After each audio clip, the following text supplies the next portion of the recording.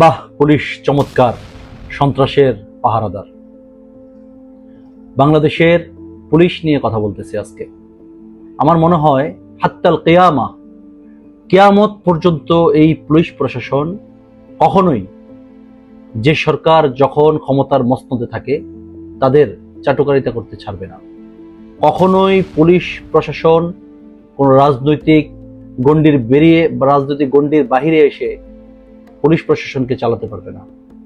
কারণ এই এত বড় একটি জুলাই অভ্যুত্থানের পর বাংলাদেশের সকল মানুষ অন্ততপক্ষে এই জিনিসটা আশা করেছিল যে পুলিশ প্রশাসন কিছুটা হলেও নিরপেক্ষ কাজ করবে, জনগণের জন্য কাজ করবে, জনগণের হয়ে কাজ করবে।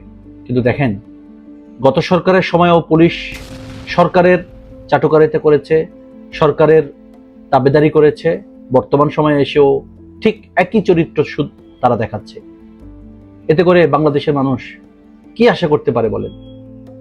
যেখানে সন্ত্রাসীরা, যেখানে বিএনপির সন্ত্রাসীরা এনসিপির নেতাকর্মীদের উপর হামলা করছে, হামলা চালিয়েছে, সেই জায়গায় এই সন্ত্রাসীদেরকে গ্রেফতার না করে উল্টো এনসিপির সমাবেশকে বাধাগ্রস্ত করতেছে। এনসিপির সমাবেশে বালু ট্রাক দিয়ে রাখছে, ইভেন তাদেরকে কোনো দিকে মুভ করতে দিচ্ছে না। অথচ দিব্যি বহাল তবিয়তে সন্ত্রাসীরা বুক ফুলিয়ে রাজপথে চলাফেরা করছে। তাতে করে কি দেখা যায়? যে একজন সন্ত্রাসীর জন্য কোনো আইন নেই। আইন রয়েছে যে মজলুম, যে জুলুমের শিকার হয়েছে, আইন তাকেই আবার নিষ্পেষিত করবে। এই জন্যই কি বাংলাদেশের মানুষ প্রাণ দিয়েছিল?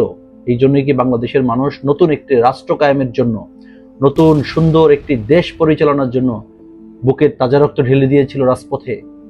আজকে এই যখন ঘটনা, তখন যেই শহীদদের বাবা মা তারা বড় আক্ষেপ করতেছে, বড় অনুশোচনা করতেছে যে আমার সন্তান এই দেশের জন্য জীবন দিয়েছিল।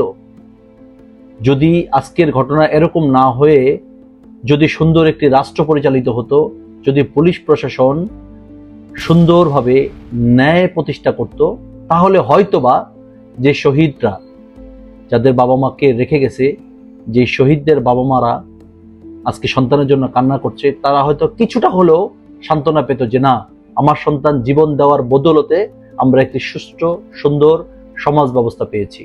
কিন্তু আফসোস, আমাদের আফসোসের পাশাপাশি অনেক বেশি আফসোস সেই সকল বাবা মায়েদের, যে সকল বাবা মায়েদের কাছ থেকে তাদের সন্তানরা পৃথিবীর মায়া ত্যাগ করে চলে গেছে জুলাই আন্দোলনের মাধ্যমে।